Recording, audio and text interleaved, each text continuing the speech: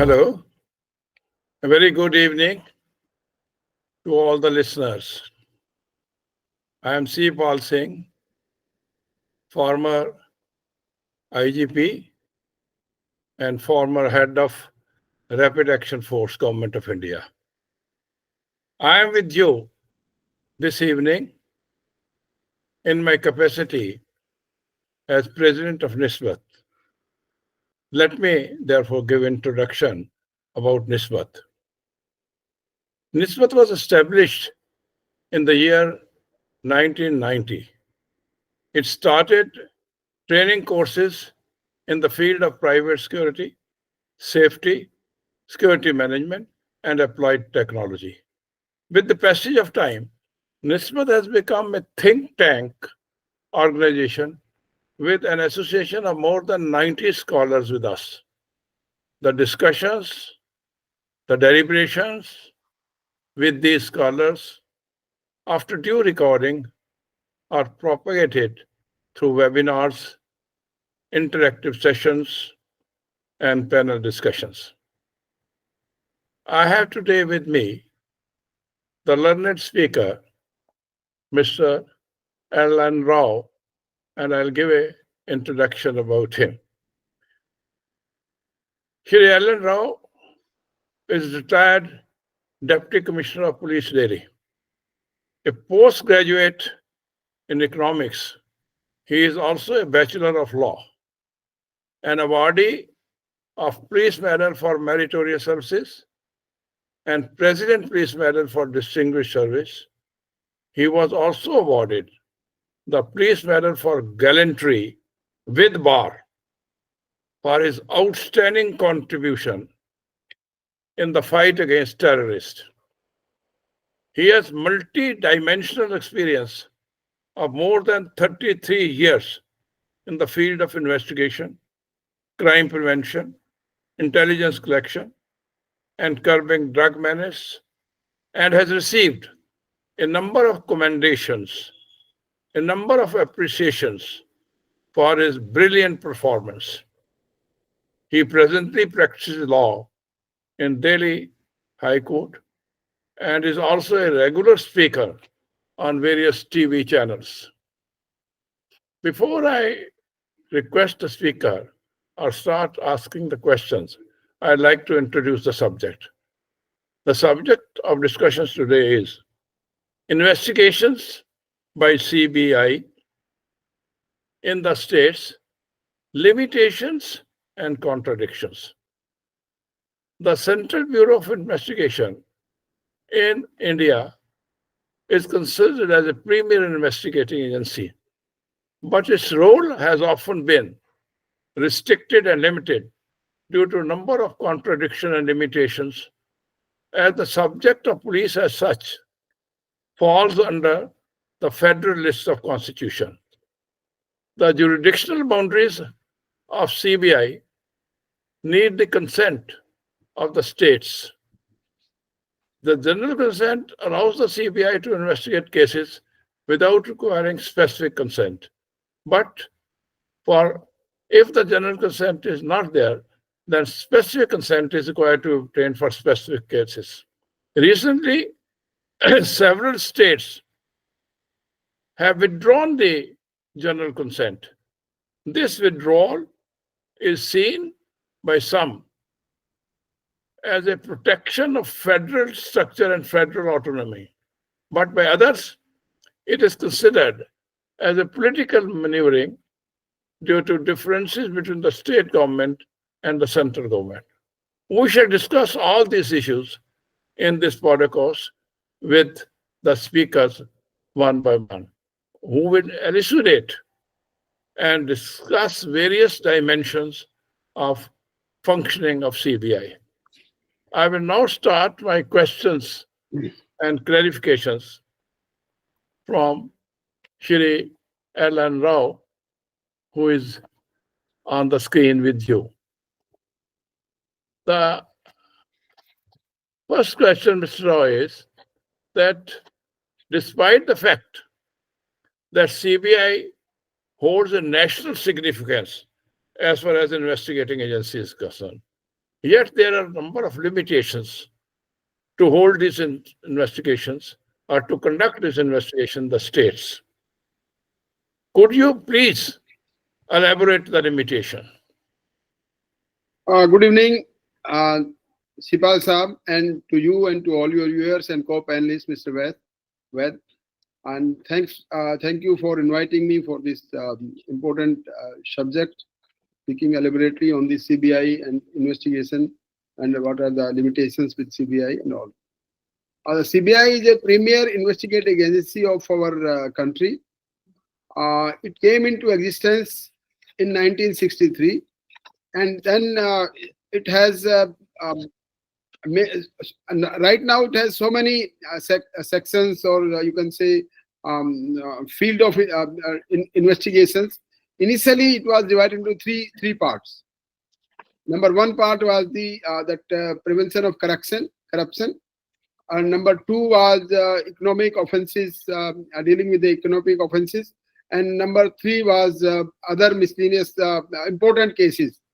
These three things were assigned to CBI initially, and after that, nowadays this headquarters is based in New Delhi, and it is being controlled. The corruption wing, this is an anti-corruption wing, is directly controlled by CVC, that Central Vigilance Commission. In short term, it's called CVC.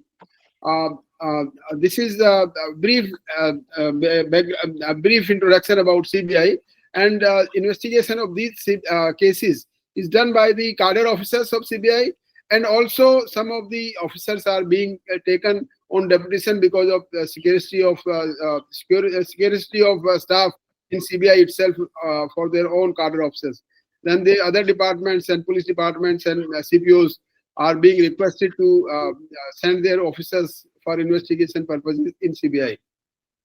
Thank you very much. Before I start with the second one, I'd like to introduce the second speaker who is with us on the screen, Mr SR Vaid, Senior Advocate, Punjab Haryana High Court.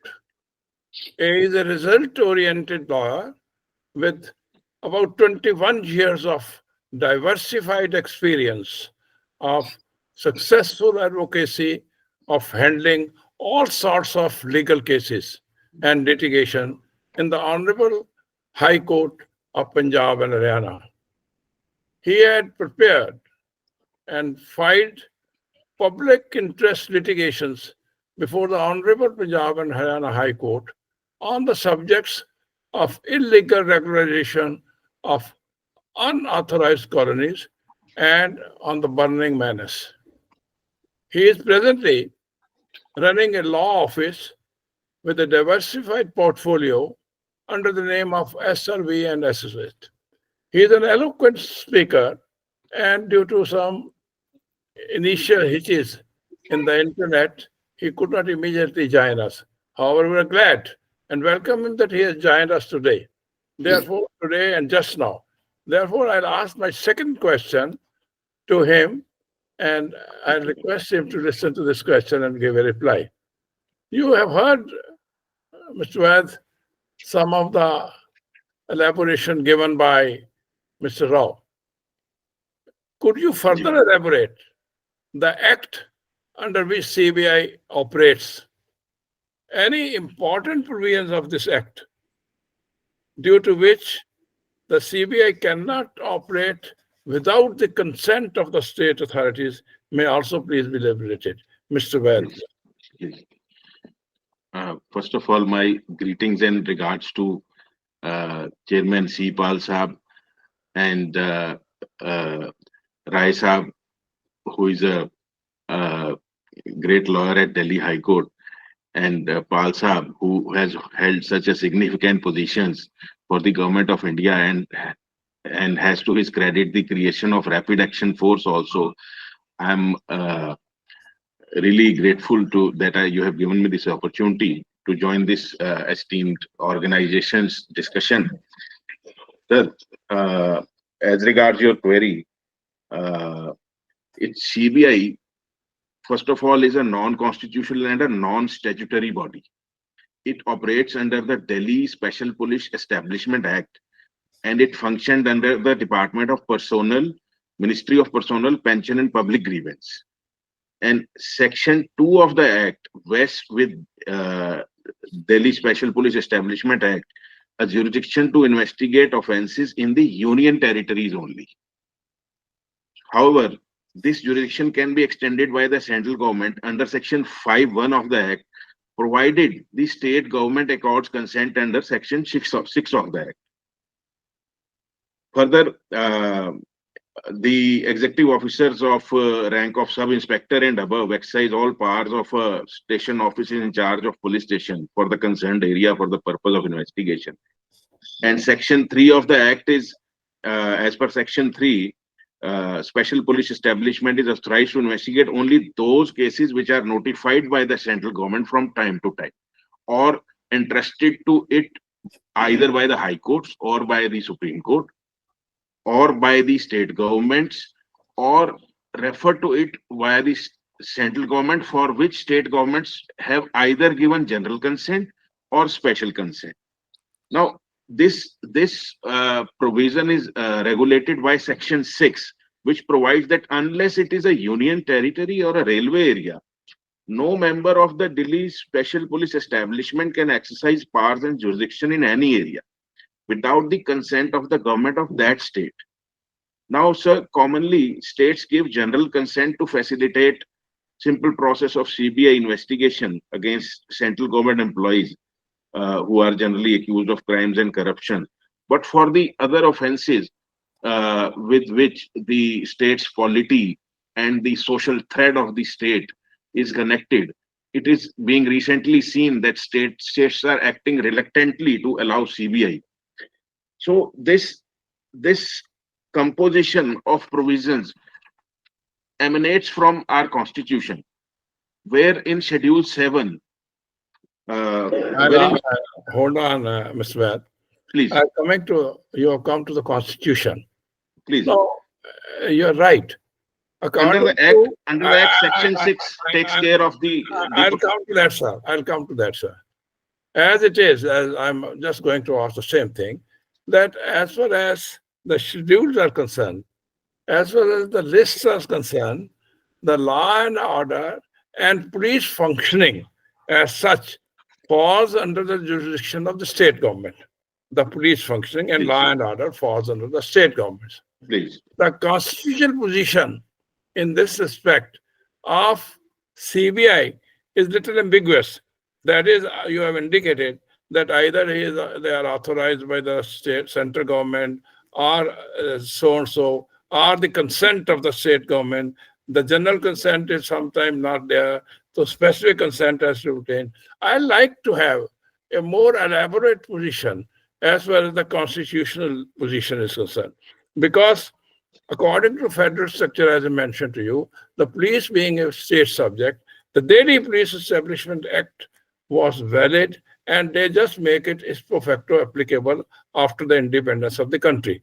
Delhi Police Establishment Act was made before the country, but ipso facto it was made applicable even after the independence. My submission is, sir, the constitutional position being a little ambiguous, how do you explain and how the jurisdiction is sometimes used by the CBI, either in the state consent or with the general consent, or sometime by the intervention of the courts. Sometimes even the state consent is not there. Then the court intervenes and its jurisdiction is explained. Can you please elaborate this? Sir, the Act is designed by keeping in view the salient features of our constitution. It is regulated by the 7th schedule of the Indian Constitution. The 7th schedule provides 3 lists. One is union list, second is state list, and third is concurrent list. Now, entry 1 and 2 of the state list puts the police and public order in the state list. So it becomes a subject matter of the state exclusively. Now, then comes into foreplay Article 355 of the Constitution, which entrusts the union of government with the task of ensuring that the government in every state is carried in accordance with the constitutional provisions. Then in the union list, there is an entry which allows central government to maintain specific police institutions and render assistance to states. It is the foreplay of these provisions which extends center's powers and the duty of the central government to supplement the state governments. Please. I've got it very clear, and that's it. Mr. Rao, you please pay attention to the point which I'm going to raise. Yes. He has gone to the three lists. The Constitution provides that is unitary list, and the federal list, and concurrent list, and has explained at length that how it falls under the state list of the federal list of the Constitution, that's according to schedule. He has also referred to a constitutional provision where, according to him, the central government can intervene in case of certain emergencies, etc.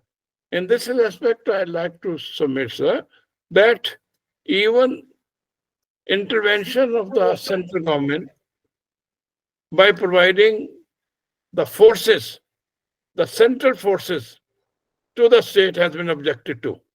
And therefore, they had to not use the central forces in extreme emergencies. For example, in the case of demolition of Babri Masjid, 400 companies, which is equal to about 40,000 troops were there at the site. That is troops of the central paramilitary forces. But the state government did not give consent, and the center has not intervened that demolition. That is why demolition took place. I mean that they are not going to accept that this is a state subject, therefore you should come and start interfering in the state subject. Over and above, I'd like to, Mr. Rao and Mr. Vaid, draw your attention to the point that at one point of time, if you go and see the amendments in the Constitution, at one point of time, after the Ahmedabad riots, the central government changed the list, and this subject that for emergencies, the center can intervene was brought under the concurrent list. But immediately after the formation of the Charan Singh government in the state, this again was raised by the state governments, and this was amended. You feel you can go into it and you'll find that Constitution shows amendment, and this only for a few months. They allowed it. And so under these circumstances, I feel the CBI can conduct an investigation in the state only when provided by the state governments. However, there are certain provisions, and otherwise, you see, you are infringing on the federal structure of the Constitution. Therefore, I'd like you to elaborate how and under what circumstances and which jurisdiction the CBI can intervene and can come and conduct an investigation in the states. Ross. Yes, things up. Very elaborately you have explained about the amendments and the Constitution and everything. But as per Constitution, the powers have been divided into three parts: the central, the federal powers, and state powers, and concurrent list. No doubt, law and order maintenance is under the law and order maintenance. That investigation also is covered under the law and order, and it is the state subject, no doubt. But we have to see that from where the powers of CBI has come into. These powers of CBI has come into from a special police establishment which was formed in 1941 during the World War II, and later on it was made an agency of Government of India in 1946. And subsequently, out of this, at that time it was made as special Delhi Police Establishment Act, and from that DPSE, this power of CBI has been coming into. So no doubt CBI is under directly from under the central government, no doubt. But under the recommendations of Section 5 of DPSC, that state government can recommend any case to be investigated by CBI, but that too after the concurrence of central government under Section 6 of this DPSC. then all these sections, as have been elaborated by Mr. Vaid also, these sections are definitely come into force, and CBI has got powers from this DPSC, and those DPSC powers are not only the concurrents only, but they are definitely controlled by the central government. So, and more importantly, that that the CBI can also investigate cases which have been directly assigned by the Honorable Supreme Court and any High Court of any state. Then in that case, and that you also refer to the supply of this forces of the central power, that the CBI or the CRPF, like that, as you rightly mentioned about the Babri Masjid issues and that also. And no doubt at the time of Babri Masjid that forces were not allowed to be sent there, but after that it was amended in our constitution. Then the state governments got powers to get these central government agencies as and when required by the situation. When there is a situation in country where there is a land order, serious land order problem, then the central government comes into help to the state government by sending these forces also. Likewise, the investigation, when there is an important case in a state, which is to be investigated by the CBI, and it is required a dimensional investigation, then definitely central government also approves that case of state to be investigated by CBI, and that's why this concurrent list and the state government list are going in tandem with each other. So more or less, it is a matter of public interest. I must say that all our these references can be drawn only with the only principle that the public interest should be saved. In that connection, referring with the Constitution of India and the powers of DPSC, the CBI works into that in tandem. C Pal sir. A minute. According to the elucidation given by you, the central government, in the interest of public order, as it is, you said, Yes, public and order, yes. in the interest of public order, can intervene and order investigation. I'm not talking about the forces. There also, I have my own doubts. It needs clarification whether amendment was held or undertaken after the Babri Masjid.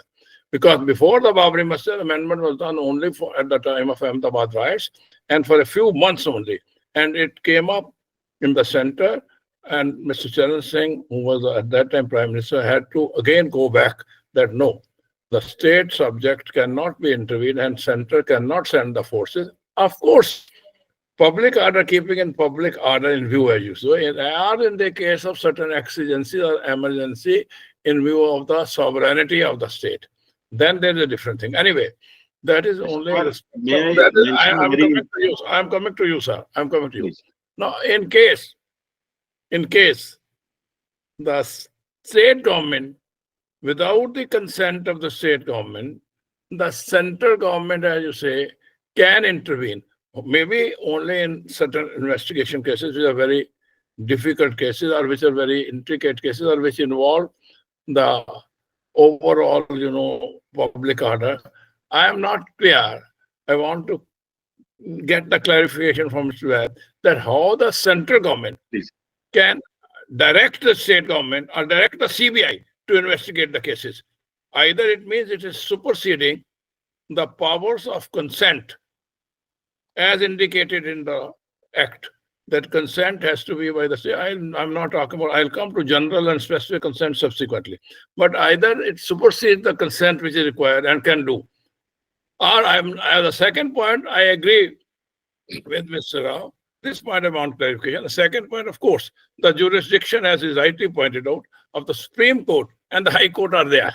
It indicated if the High Court or Supreme Court intervenes, then irrespective of the fact whether the state government has given a consent or not given a consent, the CBI can intervene.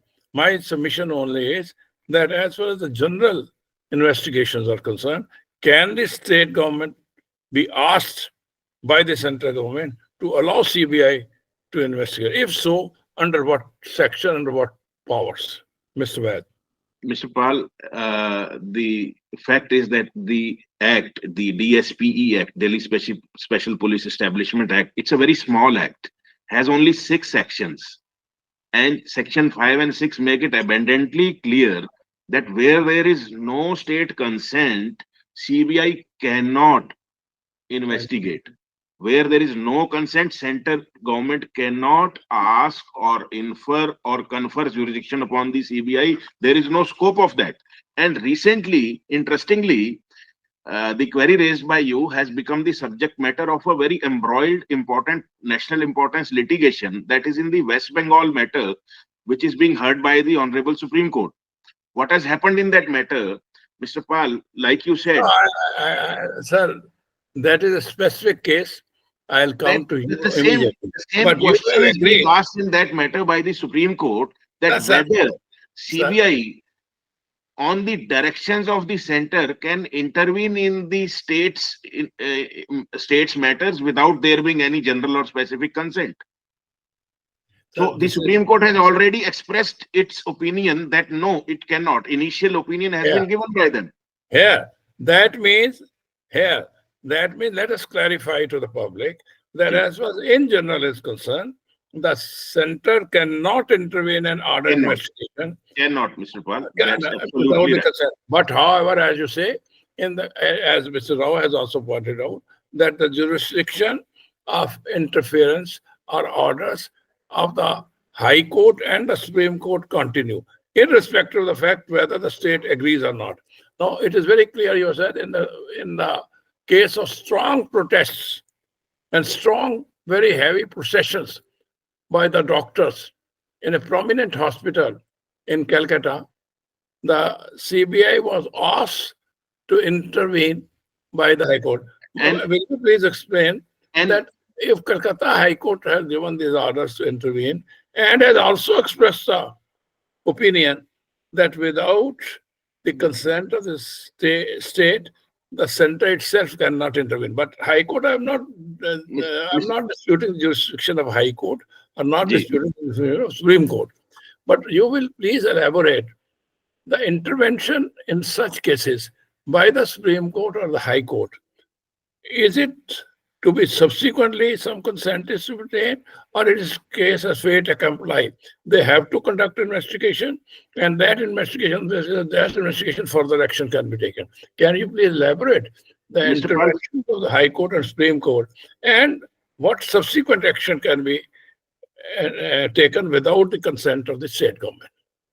Please, Mr. Pal, first I would like to clarify that the Calcutta High Court order in West Bengal case did not come upon the protest. It was not a suo motu order. A deputy superintendent of that hospital filed a complaint, then filed a petition before the Calcutta High Court. He showed certain circumstances which convinced the court that local police is hand in glove with the authorities, and the court has observed in that order that it is in this peculiar circumstance we feel that the fair investigation would be ensured only if an outside agency would be investigating it. So it was in those circumstances, peculiar circumstances of that case, that matter was referred to CBI by Calcutta High Court. Otherwise, they have also maintained that center cannot direct the CBI or ask the state to conduct an investigation in any particular matter if there is no consent by the state. It was only in peculiar facts of that matter that order was passed. Then you are right about Supreme Court also, Mr. Pal. Actually, that matter came to light when that order was challenged in Supreme Court. The accused in RG Kar case, medical college case, challenged that order in the Supreme Court, saying that Calcutta High Court has referred the case to CBI without hearing him. Then in that matter, CBI has dismissed his appeal and has held that the hearing of the accused is not required at the stage of making a reference. Only thing is to be seen that whether there are circumstances which reflect that the state police or the ordinary investigation agency may not be effective in view of some peculiar circumstances of that case. So only in those circumstances, or otherwise where some certain expertise is required, which is exclusively in the domain of CBI or national or international domains, cases which are in the international domain, only in those cases courts interfere. Otherwise, courts also will not in ordinary manner would direct so. But courts are clear upon the point which you have raised, that central government has no power. No, actually, by and large, we have concurred that the state government consent is a must, unless, of course, there's intervention by the courts, like the High Court or Supreme Court. However, if the state wants and gives a consent to investigate cases where there is something very intricate, and the state government feels that our police organization, the state police organization, is not able to conduct, or there is certain differences in the state itself because of law and order, two parties or three parties, they say the state government police is not conducting investigation properly, then the state government can request the center and the CBI that we hereby give a specific consent in this case to investigate the case in the state. So this point gets clarified. I come to next point. That is a very important point on which Mr. Rao has touched already, but I like to have more elaboration from both of you. The role and jurisdiction of CBI under three divisions has been explained. That is the anti-corruption division, the economic divisions, and special crime division of the CBI. Can you please elaborate very briefly that though this role is there, but is the jurisdiction, the word is jurisdiction, role and jurisdiction of CBI in the anti-corruption cases division, of the economic division, and the special crime division? Can suo moto CBI take cognizance if the cases fall under these categories, that is anti-corruption division or economic division or special crime division can take action? Mr. Vaid, first you may explain, then Mr. Rao, he may explain. Regarding the divisions of the CBI, Mr. Pal, initially when the CBI was formed by central government, it was through a notification. And why did that notification? That was in April 1963. Why did that notification? 6 divisions were formed. Those were investigation and anti-corruption division, technical division, crime records division, research division, legal division, administration division. Then later on in 2001, that was amended and the divisions were reconstituted. Then these 7 divisions were formed, which are now anti-corruption division, economic offences division, special crime division, directorate of prosecution, administration division, policy and coordination, central forensic science laboratory. Now, the name of this division is relevant because I request you, Mr. Vaid, I request you to confine only to the few important divisions like anti-corruption division, economic division, and special crime division. Other division, forensic science, etc., that is a little not purpose of referring to the names is because to show that these divisions are only departments, because there is a division called policy and coordination, and there is a called directorate of prosecution, and central forensic science laboratory is also a division. So these are only departments of CBI. CBI cannot pick and choose cases on the basis of subject matter. This jurisdiction lies that territorial, whether the offense is in its territorial jurisdiction and relates to central government employees or the public sector undertaking employees or to any railway area, or has been notified by the central government. Certain offenses have been notified on those subject matters. They can suo moto take cognizance only in union territories and where general consent of the states have been given to them. So they cannot pick and choose that this is an economic offense, so let us investigate it and give it to our economic division. But the division comes into play not for the purpose of choosing the investigation, but when certain expertise is required in certain investigation, then the matter is referred to these divisions and they play their role because the experts regarding that subject matter are assigned to that division.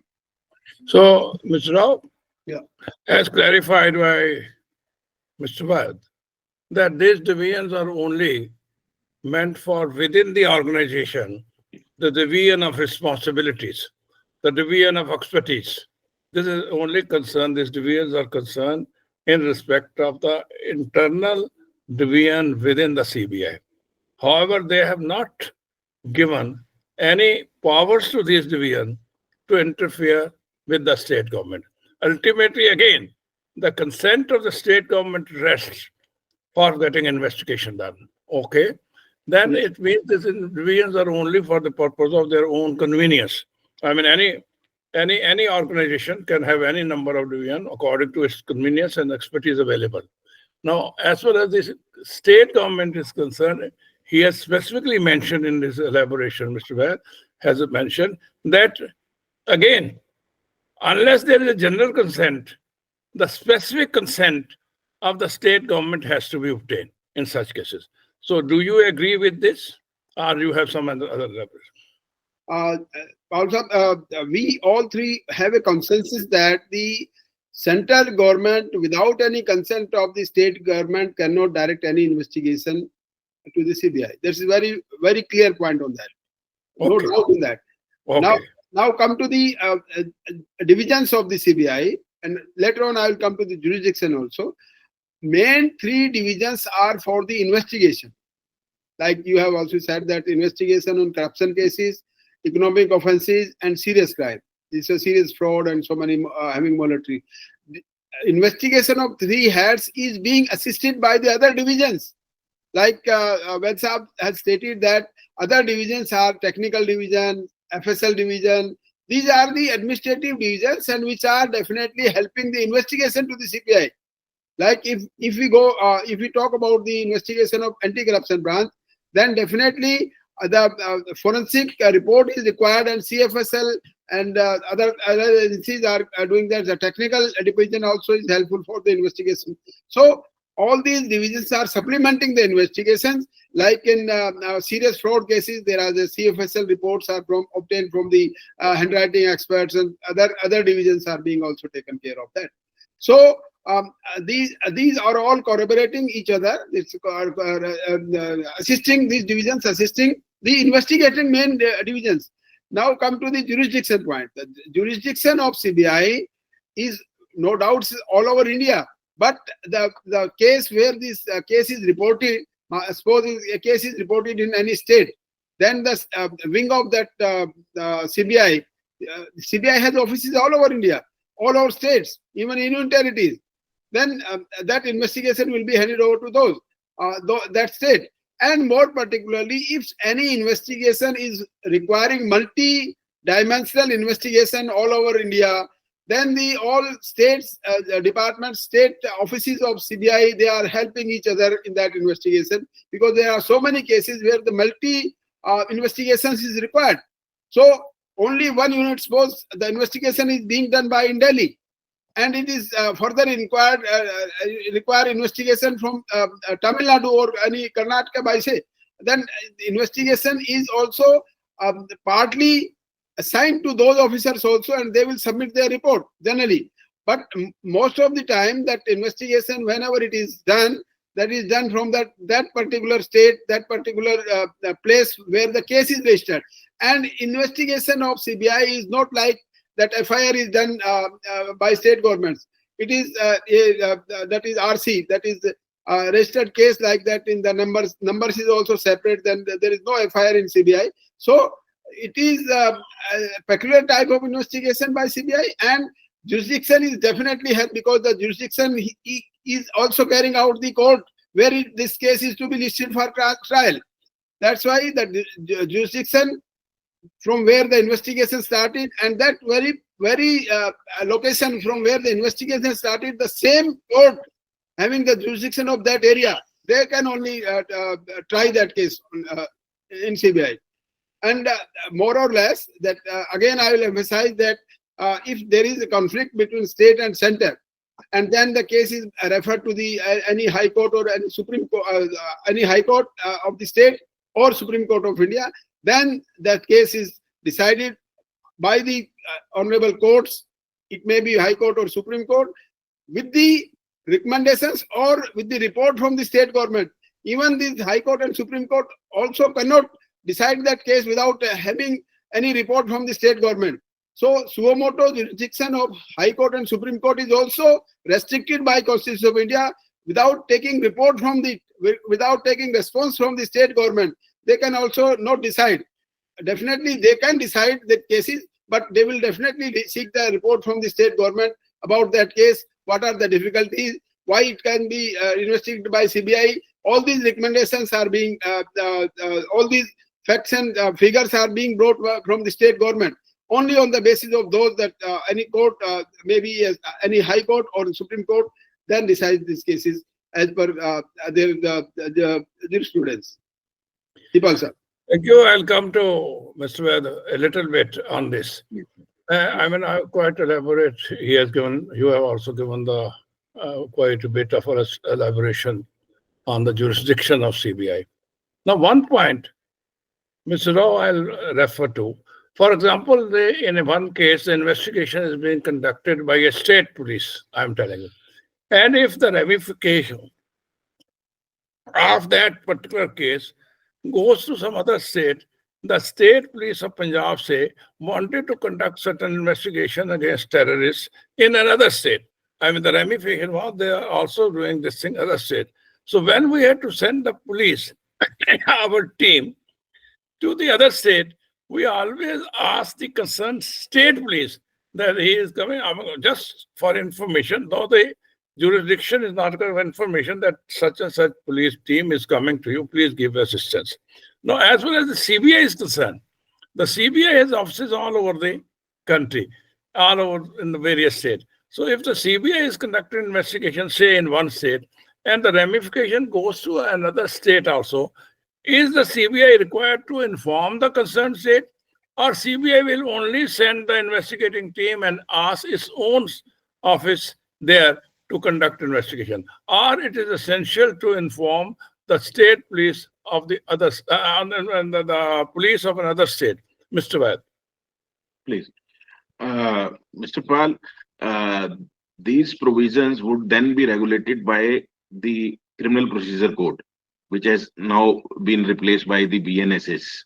So in that code, it is clearly provided that when an arrest is being effected or a search is being conducted, it is only in those peculiar circumstances that CBI informs the local police. Otherwise, it has been seen that they prefer to work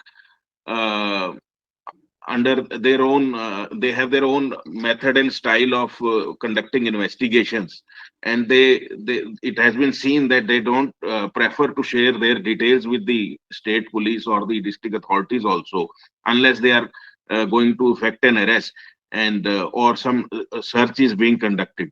And CRPC also and this act also, and there is nothing which stops them from conducting investigation in that state where the general consent has been granted.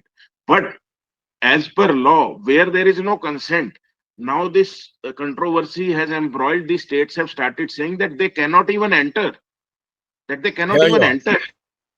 There are 10 states who have withdrawn general consent, and they are saying CBI cannot enter our state. I am precisely coming to that, sir. That means the fact remains. Otherwise, as per CRPC, there is no difficulty in them operating under another state. The question is CRPC and the new under the IPC, the new code, etc. All is very clear that as far as the state police are concerned, they have to inform the other police, though they send their own team for investigation. But you just mentioned earlier, as far as CBI is concerned, it normally does not want to share the information with other state. So it can go there. But at the same time, you are overlapping that there are states which have not given the consent. General consent has been withdrawn. And in those states, however, the CBI cannot enter. So it is a contradiction in itself. So I've come to that. It is this. Now I'll ask you one or two last questions, and then we'll wind up. The next question which I like to clarify is, sometimes the CBI investigation cases, as assigned by the ED, please try to get my word.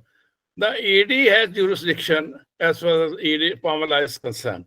You all know. I will not ask you to elaborate because we'll discuss in some other dialogue the jurisdiction of ED and all. But I am only confining to CBI. Sometimes CBI investigate cases as assigned by the ED in any state.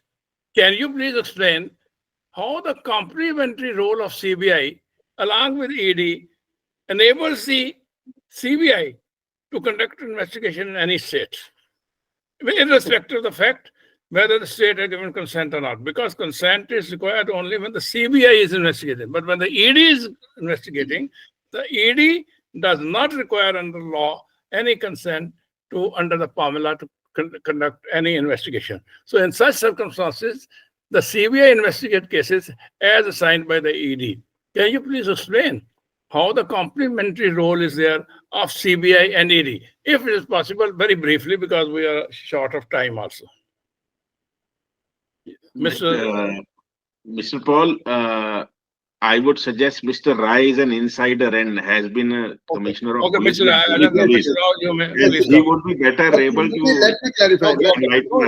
No issue. Let me clarify it, because AD means Enforcement Directorate is also having a jurisdiction all over India. And when this ED investigating his case, mostly ED is investigating the cases under PMLA, Prevention of Money Laundering Act, and that act gives a very vast power to ED. And whenever there is a ED case like PMLA case, then if there is any, you please note down that if there is any element of corruption in PMLA case, ED then recommends that investigation, that separate case should be registered by the CBI. Or in some time, there's a vice versa. If CBI is investigating a case, any scheduled offense, then it recommends that it requires investigation by ED under PMLA. Then CBI also recommends that investigation should be done by ED. Then these both agencies are simultaneously doing vice versa. But in that case, the recommendations of the state government and the central government is required for that purpose also. Because suo moto, no, ED cannot, yes, ED can register any case at their own, because they don't require, as you rightly said, that they don't require any sanction or permission of the state government or the central government. But definitely CBI does require that state government approval. Then in that case, that matter is referred to the concerned state government, and after that, if it is approved by state government, that ED case connected with the CBI case should be investigated by the CBI. Corruption case, mostly the corruption cases are referred by ED to CBI. Then this CBI takes over the investigation of that case which is connected with ED. I'll briefly put it across what you have said. Yeah. Practically, it means that this ED can conduct investigation or whatever it is under the formula in any state. The ED does not require, as you know, the Enforcement Directorate and the law does not require any permission from any state. Under formula, it can investigate. But during the investigation by the ED, if cases of corruption, nature of corruption comes into view, then as per scheduled offenses attached, given to the CBI and the ED, it can refer the case for investigation to the CBI. First point is that, and CBI can start investigation. Your second point, that even there, if the CBI starts investigation in the other states, ultimately the consent the state government has to obtain. This is what you have said. You have capped it with one word, that even if the ED has asked for conducting an investigation in corruption cases or under the scheduled offenses, then CBI ultimately has to obtain the consent of the state government. Therefore, the jurisdiction of the ED and the CBI are in this respect a little contradictory and complementary. Complementary to the extent that a formula investigation, if corruption comes, CBI will come. Contradictory that as far as the ED is concerned, it can investigate anywhere. But as far as CBI is concerned, when it's registered a case of corruption, it has to again go to the state government for its consent. Is it clear, Mr. Vaid? Do you agree with this? I would only, it is definitely absolutely right what you have observed. Only I would add to this that it is not only limited to PMLA. There are four acts under the jurisdiction of ED, and this problem arises in all those four. This situation which you have mentioned. First is Prevention of Money Laundering Act. Second is Foreign Exchange Management Act. Third is Fugitive Economic Offences Act. And fourth is Conservation of Foreign Exchange and Prevention of Smuggling Activities Act. Okay, do you mean that under the ED it's not only Mamla, but there are three other acts also? Yes, And yes. in any of these acts, if the corruption cases come, Mainly Kamla. Other acts are also there, no doubt in that. But main acts you might have seen in every case. That So in any Kamla case, comes into what force. he That is is saying, what There are so many other acts also which are being covered Excuse me? by the ED. I agree. what Mr. Vaid is saying and what you are trying, I agree. By and large, only cases are under formula where they are creating this investigation. As well as foreign exchange, etc., they know. But as far as the acts are concerned, as Mr. Vaid has pointed out, these acts are there. There are four acts under the ED. And in fact, if ED can give cases to the CBI under formula, obviously it would be suo motu considered correct that in other circumstances also, if any case of corruption come, probably the ED can give investigation to the CBI. Am I correct, Mr. Vaid? Please, you're absolutely correct. Only to simplify it further, I would say that this difficulty arises because the jurisdiction of ED is limited to these acts only. So whenever an offense is discovered which is beyond the purview of these acts, then they have to get in the CBI. Sir, I will come to this final question on this. Please. Now, under these circumstances, which means directly, if not directly, but indirectly, it is the jurisdiction of the central government. Because if central government asks the ED to conduct investigation, it rests with the ED. And if ED in turns passes on the case, in the case of corruption cases of CBI, CBI will also conduct investigation in that case, though investigations can conduct, but you said that ultimately the consent of the state government has to be obtained. Keeping in view this, that is why I think, and sometimes it has been alleged, of course, I am not taking ED into consideration, but about CBI it was said, there's a caged parrot of the central government. It's a caged parrot of the central government, and whatever the central government says, the CBI will act irrespective of fact whether the case is correct or not. What are, very briefly, your views, Mr. Rao? As well as the cage parrot, of course, this has become a very phenomenal because Very it was given by the common, it's a very court common phrase. decision. The court used this word, and then we are all using this word cage parrot. Yes, yes. Also, we cannot comment whether so many times the Honorable Supreme Court judges have referred this phrase. It was initially in the time of the Congress government was there. That was in that case. But there is a common perception about the CBI that they are working under the orders of the central government. There is a common perception. But as an investigating officer, I must tell you that any investigation cannot be influenced by any state government. Not at all. Because investigation is a subject which is commonly and particularly based on the evidences being collected by the investigating officer, any investigating agency. So, but sometimes it feels that some people say that no, it was being directed by, because, and the perception is why the perception is there. This perception is because of that recently or earlier also the central governments or the CBI particularly raided the places of the opposite party. It's not in government that the officials or the MLAs or ministers they raided the parties that the premises of these people who are not in the power.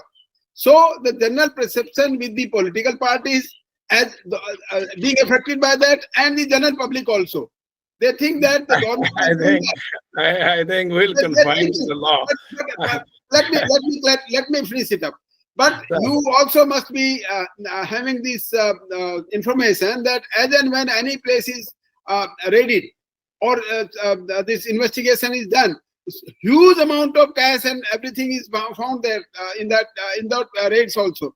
So we cannot say that it was a fake raid or fake investigation, but that is separate issue. But that is the reason when the people say that is a parenting case. I'm not either for or against this. I'm only referring to. I'm also not for or against. I'll submit to you, sir. Perception. I'll submit to you. Ideally, any investigation, even in the state, because of CRPC, IPC made it, they don't say that you got prejudiced by the state government or you will get prejudiced by influence by so and so. It has to be absolutely impartial based on the evidence available.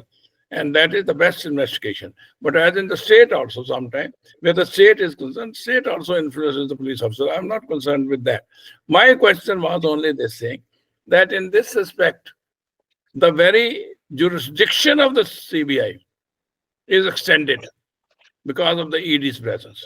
I'm not jurisdictional. Earlier jurisdiction, we were only confined to the state government. But when the ED comes into play and ED gives a allocation to the CBI, then the jurisdiction of CBI, as far as investigation is concerned, gets extended. Probably that is where the shoe pinches, because that time the CBI starts investigation in a state where the ED has not done anything, but CBI refers that case under corruption and investigation starts. So therefore they say that there is a cage parrot of the center. In fact, the CBI as such, you have said, suo motu has no power except with the consent of the state.